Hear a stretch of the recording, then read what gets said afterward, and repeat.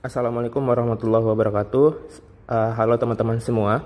Di sini kita bakal ngebahas di studi IE UAS Ekonomi Moneter di semester genap 2022-2023. Nah, buat akses semua materi yang udah gue bikin dari perkuliahan, kalian bisa buka aja di bit.ly Fatur Legacy F sama L itu huruf besar. Nah, jadi di sini di UAS tahun lalu ada 4 soal untuk UAS Ekonomi Moneter. Soal pertama itu tentang bank sentral yang akan kita bahas sekarang dulu ya. Ini gue udah bikin kunci jawabannya, udah gue bikin catatannya.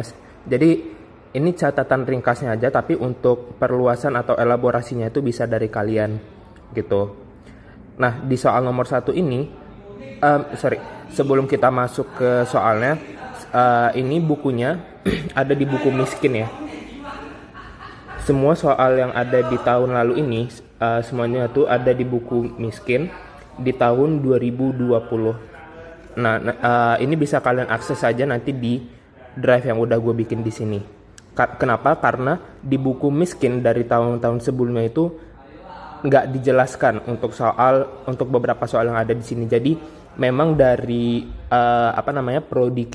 prodi IE memang cukup pintar untuk membuat soal-soal kayak gini, karena memang dari buku-buku terbaru, sehingga kita memang harus terus update dari buku-buku yang harus kita baca gitu.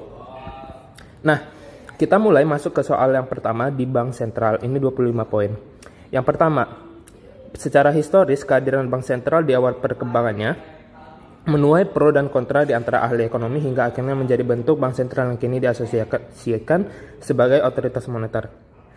Berikan penjelasan alasan para pendukung dan penentang dibentuknya bank sentral. Jadi ini sebenarnya pada awalnya adanya the original of central banking system. Ada Bank of Sweden sama Bank of England. Yang memang original pertama ya dari bank sentral yang pernah dibikin ini ada di Swedia pada tahun 68. Jadi ini memang bank sentral tertua di dunia yang muncul karena meningkatnya volume pembayaran internasional yang bertujuan untuk memberi pinjaman ke pemerintah. Jadi ini memang pro-nya kenapa adanya bank sentral yang ada di dunia ini, karena semakin adanya globalisasi yang terbentuk di antara beberapa negara di abad ke-17, sehingga orang-orang mulai percaya bahwa ada independensi kelembagaan itu memang penting untuk menjaga stabilitas pembayaran. Nah, tapi yang untuk kemunculan yang originalnya secara de facto di sini adalah Bank of England yang ada di tahun 1694. Ini menandai asal mula bank sentral secara de facto di Eropa. Selain membeli utang pemerintah, tujuan bank sentral menaruh perhatian pada pengamanan pembayaran non-tunai internasional. Secara bertahap, bank sentral mengalami evaluasi untuk menjaga stabilitas moneter. Ya, jadi ini originalnya dari kehadiran bank sentral. Dan ini menuai pro bahwa kehadiran bank sentral itu cukup penting untuk ada di dunia gitu. Tapi di sini untuk kontranya itu di Amerika sebenarnya. Tidak seperti Eropa.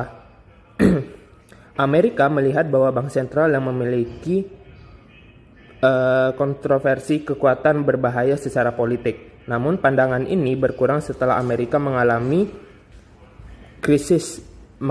pengulangan krisis perbankan antara tahun 1870 hingga 1907. Lalu terbentuklah The Fed pada tahun 1913 gitu. Jadi memang kontroversi dari bank sentral ini adalah adanya pembagian kekuasaan, sehingga ini cukup berbahaya bagi pemerintah yang ada, karena mungkin saja dengan kehadiran bank sentral ini malah merugikan negara dengan independensi kelembagaannya kayak gitu. Itu sejarah singkat dari adanya bank sentral. Nah, lalu kita masuk ke soal yang B. Jelaskan faktor-faktor apa saja yang dapat mempengaruhi bank sentral untuk memiliki sifat independennya. Nah, di sini ada 2 jawabannya, ada goal independence dan instrument independence.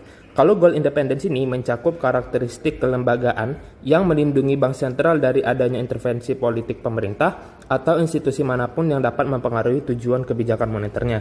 Jadi memang dari tujuan goal independensi dari bank sentral ini untuk menjaga bahwa keutuhan dari bank sentral itu tidak bisa dicampur tangani oleh institusi manapun.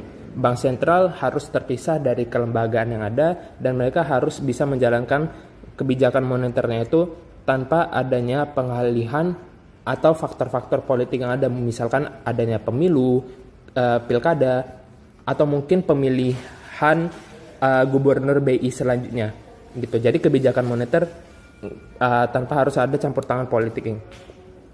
Lalu yang kedua, independensi dari bank sentral ini ada instrumen yang mereka gunakan, yaitu kemampuan bank sentral secara bebas mengimplementasikan instrumen kebijakannya untuk menggapai tujuan moneternya gitu. Jadi secara instrumen ini mereka harus bisa menjaga kestabilan moneter supaya keadaan ekonomi negara itu terlepas dari adanya inflasi dengan menggunakan beberapa instrumen kebijakan mereka, yaitu dari suku bunga, open market, dan juga dari discount policy. Itu bisa digunakan oleh bank sentral. Nah, lalu yang ketiga, jelaskan latar belakang mengapa bank sentral bersifat independen. Apakah independensi bank sentral merupakan keharusan bagi sebuah bank sentral? Berikan penjelasan jawaban Anda. Ini soal yang C. Nah, kenapa adanya bank sentral itu mengapa bersifat independen? Nah, sebenarnya ada dua ya, ada yang pro, ada yang kontra independensi ya. Kalau yang pro ini, pertama, untuk menghindari inflationary bias. Ini gue baca ya. Politisi cenderung mendorong kebijakan moneter ekspansif untuk naikin output dalam jangka pendek, terutama sebelum pemilu, sehingga meningkatkan output, mengurangi pengangguran, dan menurunkan interest rate. Tapi setelah pemilu, kebijakan ini dibalik.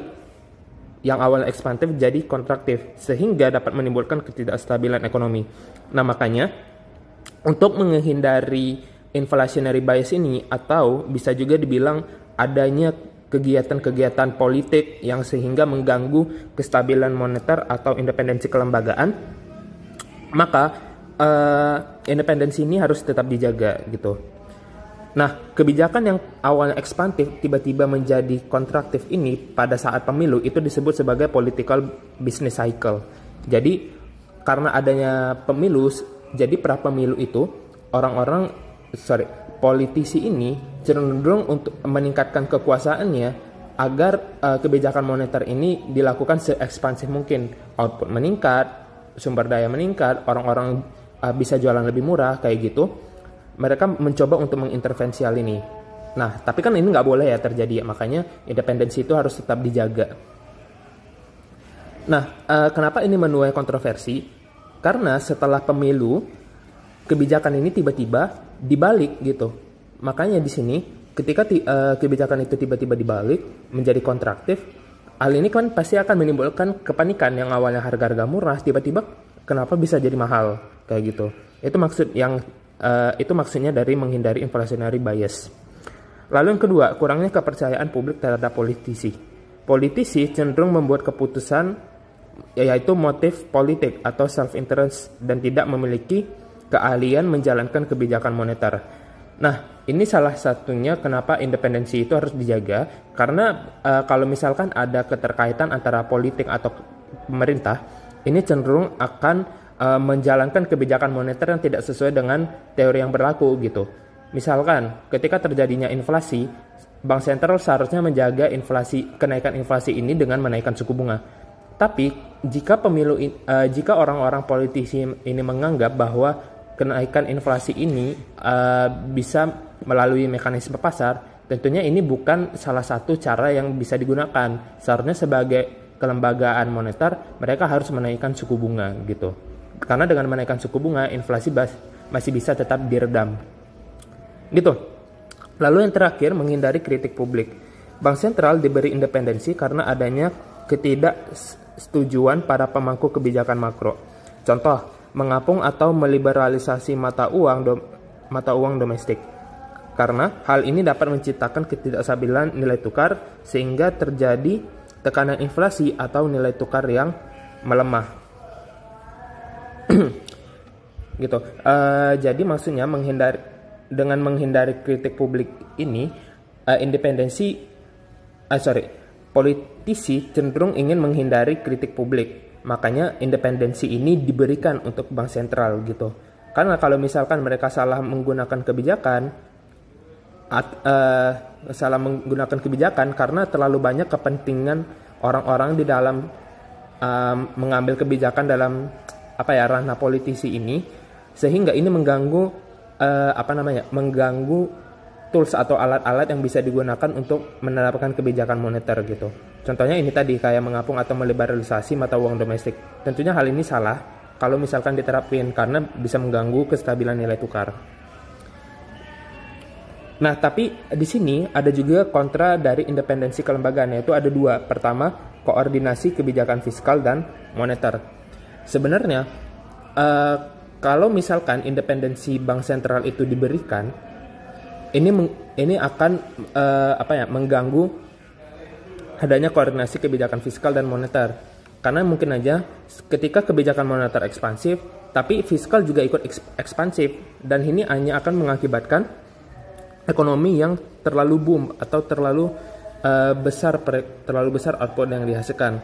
Padahal secara makro atau secara perluasan ekonomi, kebijakan fiskal dan moneter ini seharusnya saling kontradiktif. Misalkan fiskalnya itu ekspansif, moneternya itu kontraktif, supaya ada saling offset antara kebijakan sehingga kestabilan ekonomi pun tetap terjaga gitu. Lalu yang kedua ada namanya tekanan politik, yaitu kebijakan moneter yang independen dapat memberi kerugian politik. Sebenarnya ini tidak terlalu pro karena tujuan orang-orang politisi ini cenderung untuk self interest gitu. Ya, mungkin ini salah satu untuk jawaban di soal nomor 1. Semoga jelas ya teman-teman semua. Oke, kita lanjut ke soal nomor 2. Proses penciptaan uang. Nah, yang A ini, jika nasabah bank lebih banyak menggunakan ATM, bagaimana rasio cadangan bank? Logikanya gini, kalau masyarakat lebih banyak menggunakan ATM, berarti mereka lebih banyak menarik uang yang ada di bank, gitu kan ya. Nah, semakin besar uang yang ditarik oleh masyarakat, itu ada dua kejadian yang terjadi. Pertama, yaitu adalah currency itu akan naik.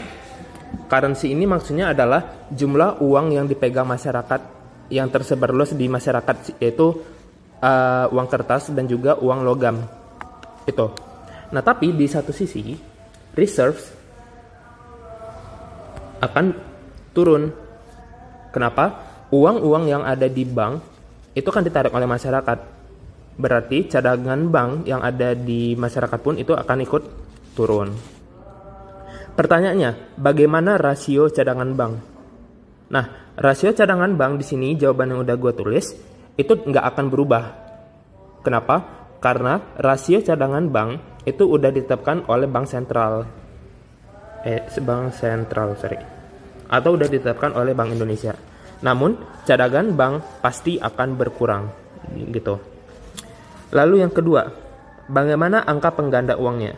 Nah, angka pengganda uang atau multiplier itu, seperti yang udah kita tahu rumusnya itu kan 1/RR, 1/reserve ratio.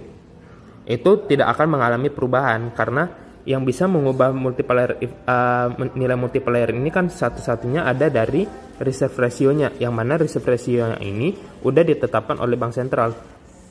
Nah, tentunya hal ini nggak akan berubah.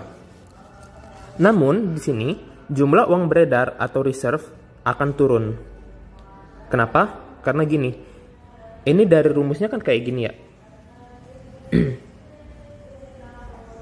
Reserve requirement-nya itu adalah sama dengan reserve ratio dikalikan demand deposit gitu. Seberapa besar uang yang ditabung oleh masyarakat. Gitu. Jadi misalkan masyarakat menabung katakanlah 100 juta. Dikalikan reserve ratio itu 10%. Berarti ada 10 juta. Itu menjadi reserve requirement-nya kan. Nah, berarti reserve requirement-nya ini akan masuk ke bank sentral. Senilai 10 juta. Nah, tapi di sini katakanlah di sini di soalnya dibilang bagaimana angka pengganda uangnya. Angka pengganda uangnya kan kita tahu itu nggak berkurang. Namun di sini kalau misalkan asumsinya adalah demand depositnya turun, maka reserve requirement-nya akan turun dan jumlah uang beredar pasti akan turun, kayak gitu. Oke, kita masuk ke soal yang B. Diketahui total cadangan di Bank Indonesia 2022 689.136 miliar dan giro wajib minimum sebesar 9%. Diasumsikan bank tidak memegang excess reserve. Nah, hitung angka pengganda uangnya. Ya udah, itu gampang ya. Angka pengganda uang itu 1 per RR, 1 dibagi 9%. Yaitu 11,11. Atau di sini bisa kita tulis 1 per 0,09. Terus yang kedua, hitung uang giral atau demand depositnya. Tadi kan kita udah dapat rumus ini ya. Kita taruh di sini. Reserve requirement sama dengan RR kali D. D sama dengan berarti 1 per RR dikali reserve requirement-nya. Nah, tadi kita udah tahu kalau total cadangan yang ada di masyarakat itu adalah 689.136. Oh ya, maaf, sebelum kita masuk ke sini, kalian harus tahu bahwa total reserve itu adalah reserve requirement ditambah excess reserve. Atau bisa kita tulis RR ditambah ER, kayak gitu ya. TR ini berarti RR ditambah ER. Tapi di sini dibilang di soalnya, bank tidak memegang excess reserve, berarti excess reserve-nya itu 0. Berarti total reserve itu sama dengan reserve requirement-nya, kan kayak gitu ya. Nah, di soalnya ini, ketika kita ingin menghitung berapa D-nya, ini sebenarnya kita bukan pakai reserve cara menghitungnya. TR itu kan sama dengan RR. Berarti TR itu sama dengan RR dikalikan D. Ini tinggal kita balik. Berarti ini nggak cukup, berarti D sama dengan TR 1 per RR dikalikan total reserve-nya. Jadi ini maksud gue adalah ini bisa kita tulis sebagai TR, total reserve. Ini total reserve. Itu. Karena ER sama dengan 0, maka RR sama dengan R. Atau total reserve. Oke, ini gue hapus, jangan TR tapi T. Tapi R, sorry. Berarti nah gitu. Nah, udah kita aljabarkan, dapatlah demand depositnya sebesar 1 per 9% kali 689,136. Hasilnya adalah 7.657.066 miliar rupiah. Gitu. Itu untuk soal yang 2. Terus yang ketiga, misalkan Bank Indonesia menurunkan GWM-nya atau reserve rasionya menjadi 7,5%. Berapa angka pengganda uang? Ini gampang, tinggal kita ubah aja. 1 per 7,5% dapat 13,33. Terus yang soal nomor 4, dengan GWM yang baru, hitung penciptaan uang giral yang terjadi. Ya udah, uang giral yang terjadi kita gunakan aja fungsi yang sama di soal yang nomor I2. Dapatlah 1 per 7,5% dikali 689.136. Hasilnya adalah 9.188.480 miliar rupiah. Gitu.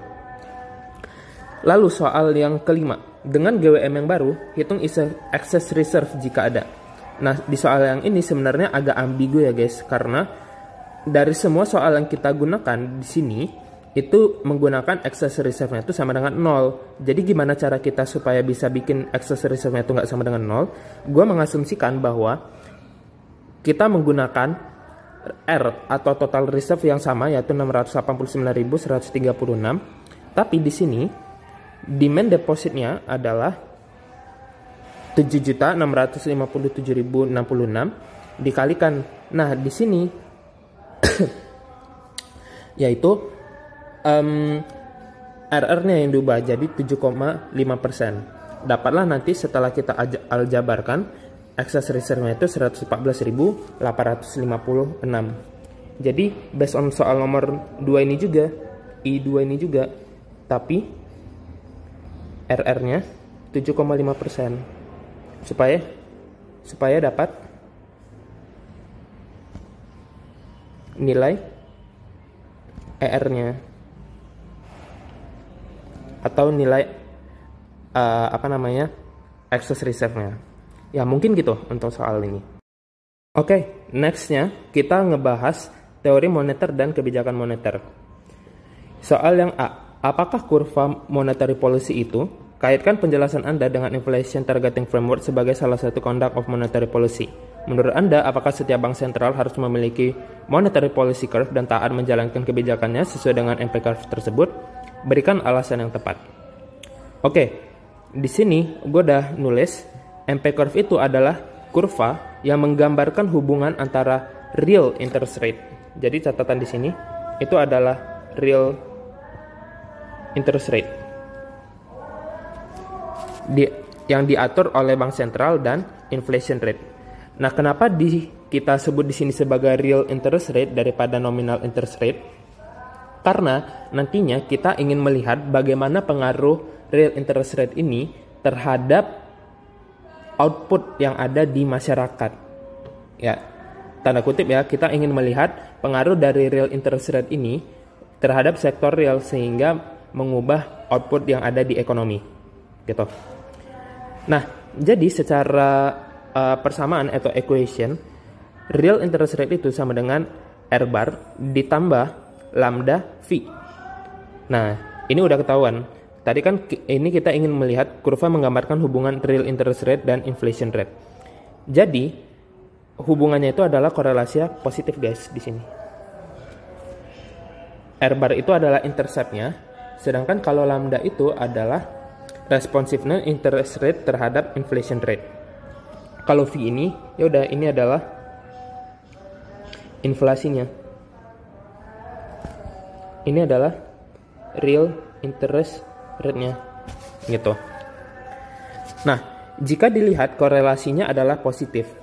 Maksudnya, jika terjadi inflasi, ya, maksudnya jika V-nya itu naik di sini, bank sentral akan menaikkan suku bunganya untuk meredam ekonomi sehingga dapat mengurangi inflasi gitu. Jadi korelasinya ini yang seperti udah gue sebutkan tadi, kalau terjadinya inflasi, bank sentral akan menaikkan suku bunganya untuk meredam inflasi tersebut gitu.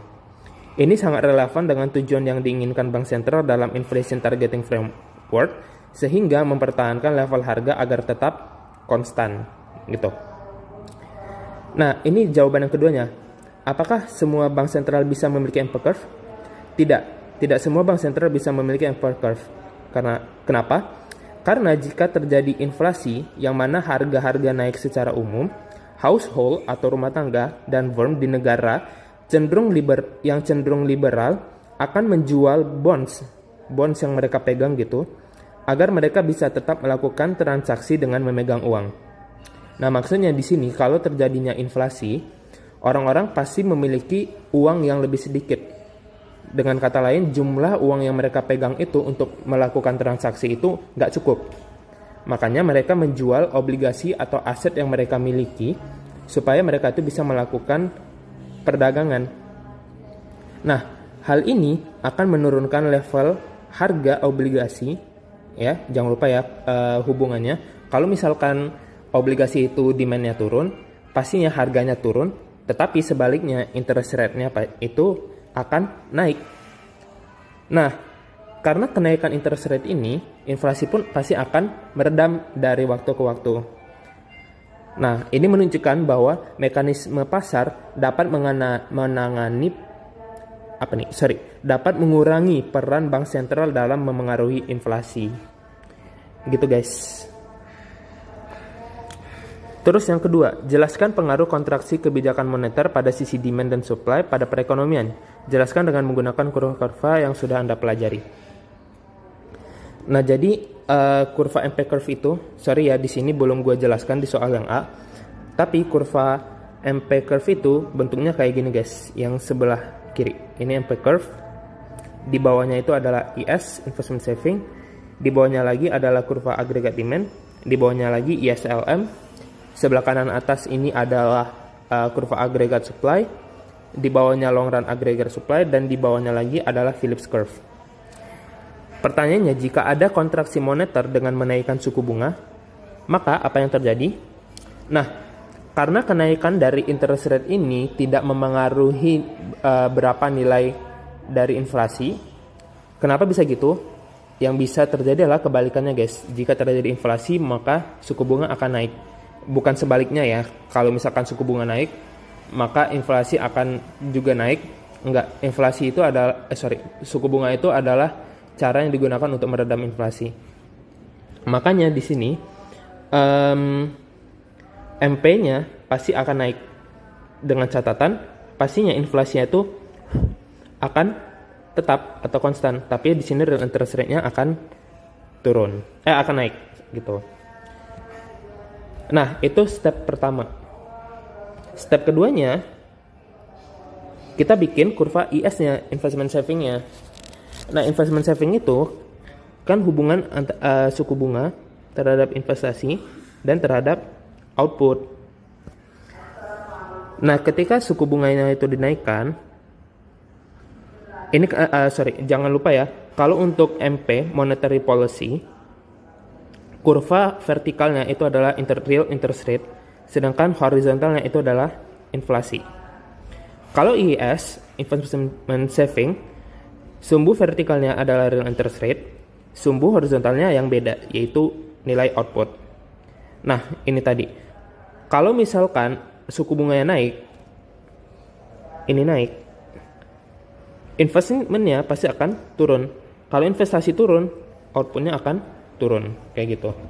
Makanya, ketika terjadi kontraksi moneter, IS-nya itu akan geser ke kiri, gitu. Akan movement ke kiri.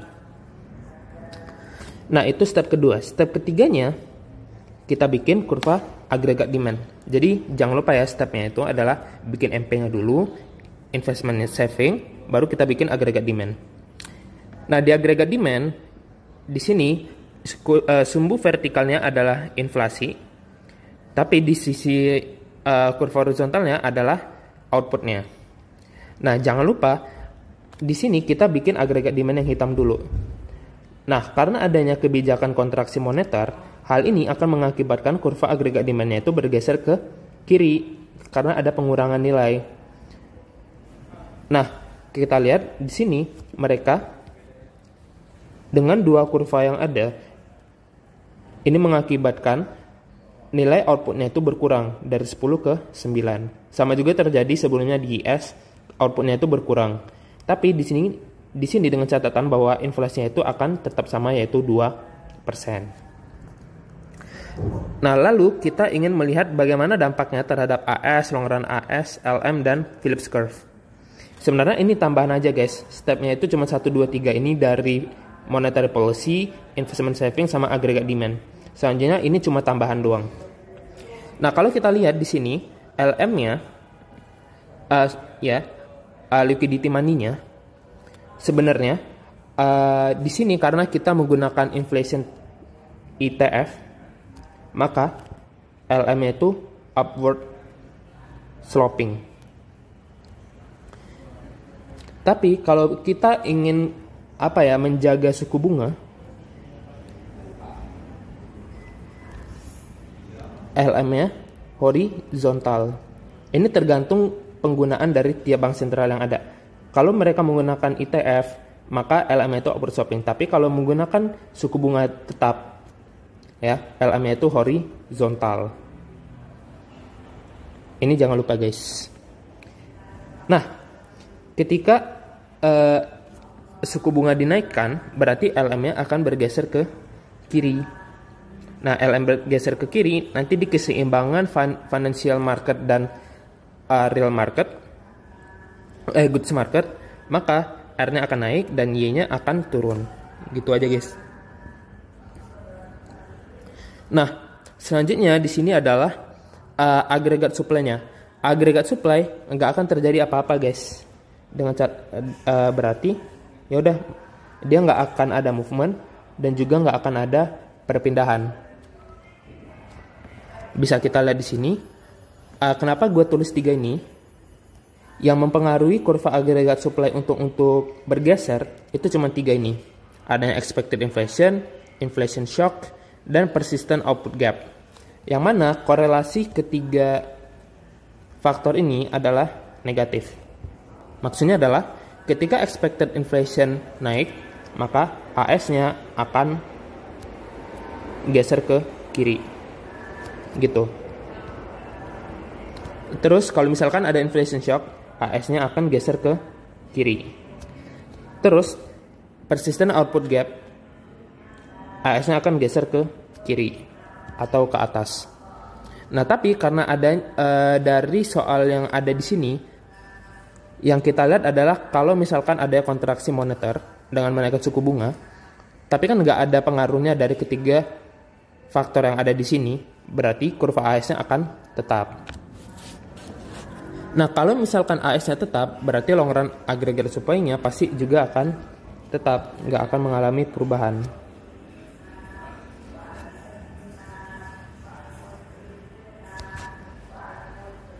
Ini inflasinya sebesar 2%. Nah, lalu di Phillips curve-nya di sini, karena AD-nya itu bergeser ke kiri, ini sebenarnya nggak ada perubahan juga guys.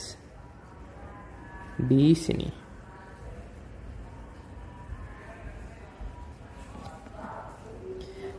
Nah, jadinya Phillips curve-nya akan tetap konstan atau tidak mengalami perubahan. Oh ya, jangan lupa ya, di sini di semuanya itu terjadi di jangka pendek. Maksudnya adalah di jangka pendek harga itu cenderung kaku. Harga cenderung kaku maksudnya di sini adalah mereka tidak bisa berubah di jangka pendek. Harga itu berubah di jangka menengah, medium. Nah, mereka berubah di jangka menengah atau di medium run. Gitu. Nah, lanjut.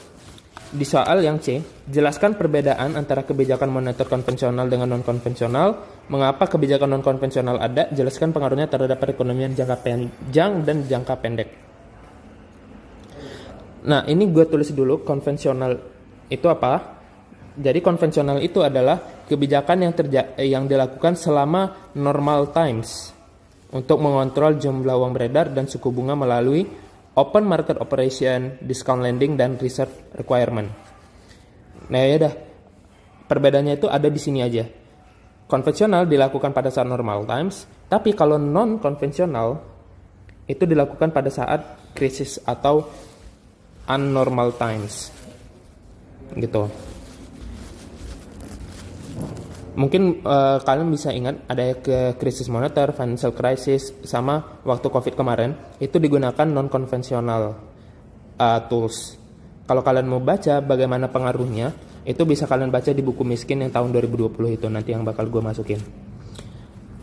Nah, lalu bagaimana kebijakan non-konvensional ini bisa berpengaruh terhadap kebijakan moneter?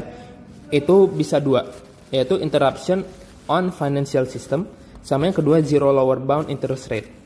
Kalau interruption on financial system, alokasi modal yang terhambat membuat alokasi dana ke penggunaan yang produktif itu tidak efektif.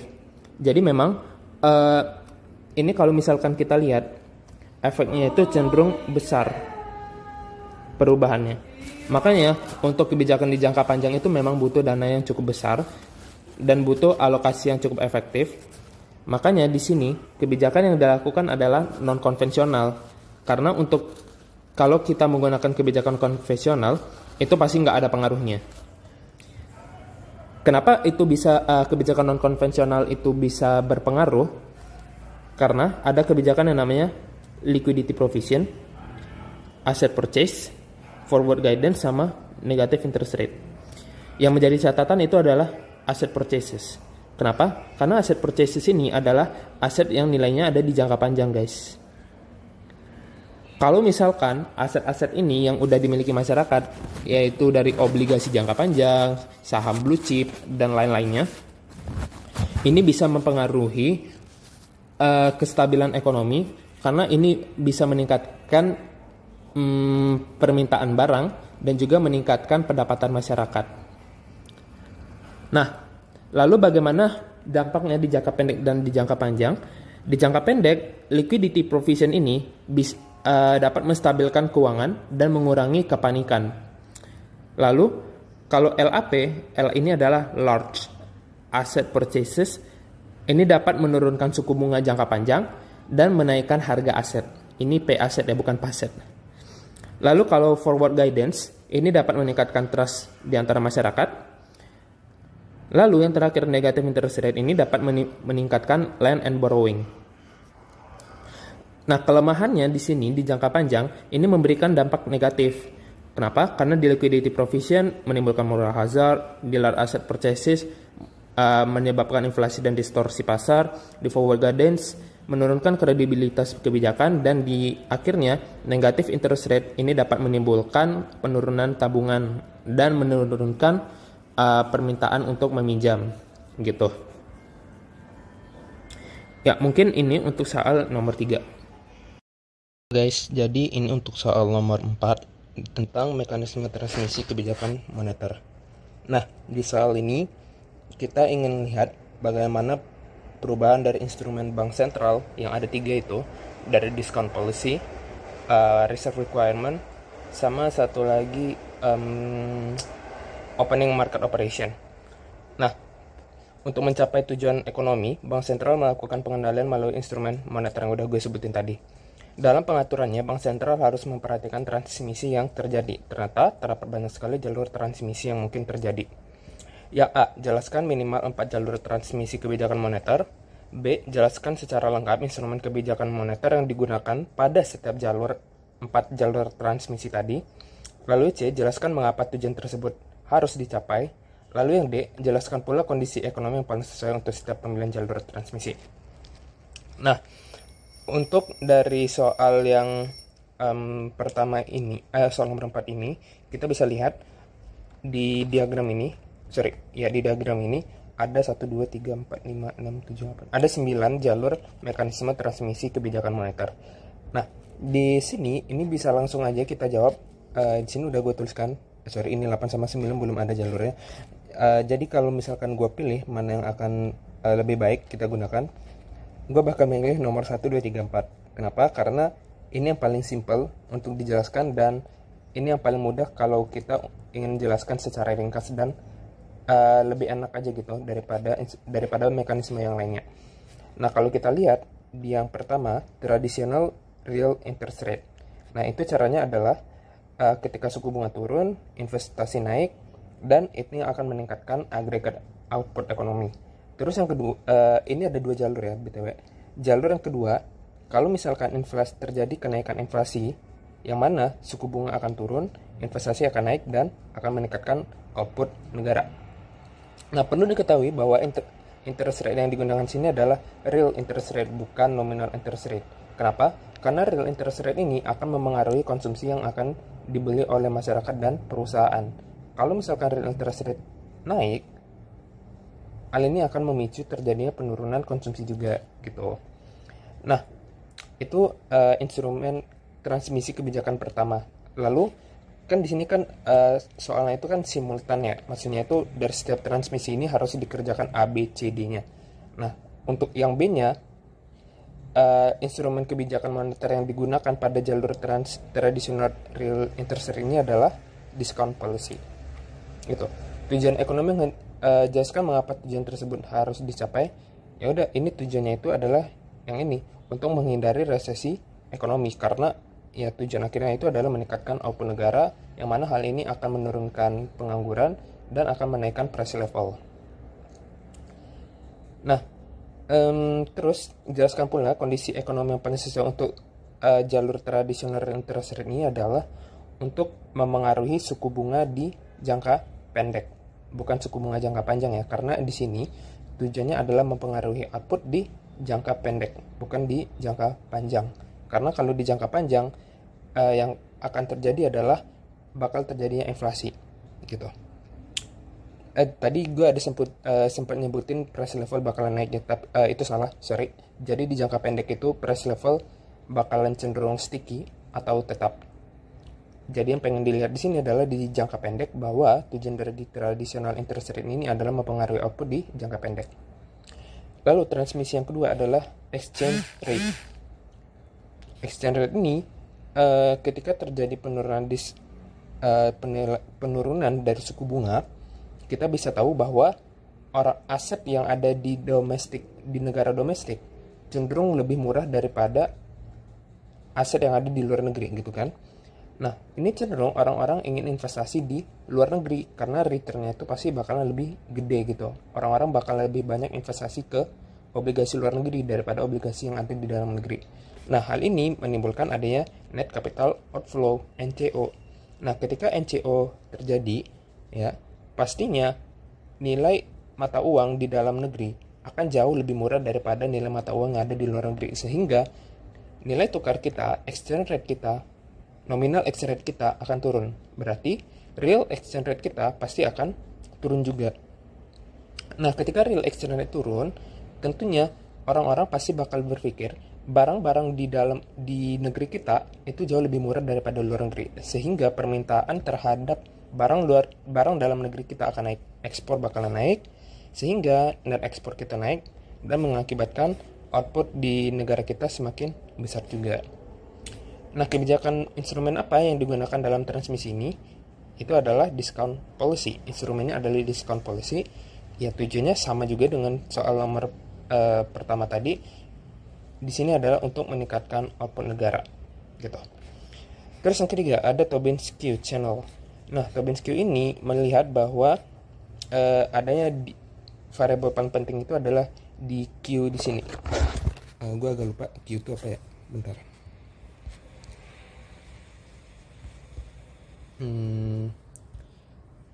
Oke, wait. Q itu adalah the market value of firm divided by the replacement cost of capital. Jadi ibaratnya Q itu adalah nilai pasar si perusahaan tersebut yang dinilai oleh masyarakat dibandingkan dengan cost yang harus cost yang harus digantikan oleh kapital yang dimiliki perusahaan tersebut. Jadi, semakin tinggi nilai Q ini, maka itu akan mengakibatkan nilai perusahaan itu cenderung lebih baik untuk melakukan investasi. Gitu, itu Q-nya. Nah, bagaimana penerapan dari transmisi kebijakan moneter di sini? Pertama, ketika suku bunga turun, ya, ini pasti akan mengakibatkan orang-orang berpindah dari obligasi ke saham, kan? Karena ingat, relasi antara suku bunga dan harga saham itu adalah timbal balik. Ketika suku bunga turun, harga saham akan naik. Ketika suku bunga naik, harga saham akan turun. Nah, gitu. Jadi ketika suku bunga turun, harga saham pasti akan lebih tinggi karena orang-orang beralih dari obligasi ke saham, kan? Nah, hal ini akan mengakibatkan firm value, nilai dari perusahaan tersebut bakalan naik karena nilai saham mereka naik. Sehingga hal ini mengakibatkan orang-orang akan melakukan investasi ke perusahaan tersebut. Investasi naik, sehingga yield-nya pasti bakalan juga ikut naik. Nah, mengapa tujuan tersebut perlu dicapai? Jawabannya masih sama 1 dengan 2 tadi. Tujuannya adalah untuk meningkatkan produktivitas perusahaan. Karena kenapa bisa meningkatkan produktivitas perusahaan? Ingat, tadi di variable Q itu ada replacement of capital cost. Jadi ketika investasi naik, perusahaan akan menambah kapital mereka atau mereka mengganti kapital mereka yang udah usang untuk berproduktivitas lebih banyak. Jadi ketika produktivitas mereka lebih besar, ini akan mengakibatkan mereka juga menambah worker mereka, sehingga pengangguran pun turun, output pun bakalan naik. Ya udah, intinya adalah untuk meningkatkan GDP negara, gitu. Nah, lalu yang wealth effect. Nah, di wealth effect ini sama juga. Dia ini melakukan kebijakan melalui discount policy. Discount policy ini dilakukan oleh bank sentral dengan menurunkan suku bunga, sehingga tadi sama juga harga saham bakalan naik.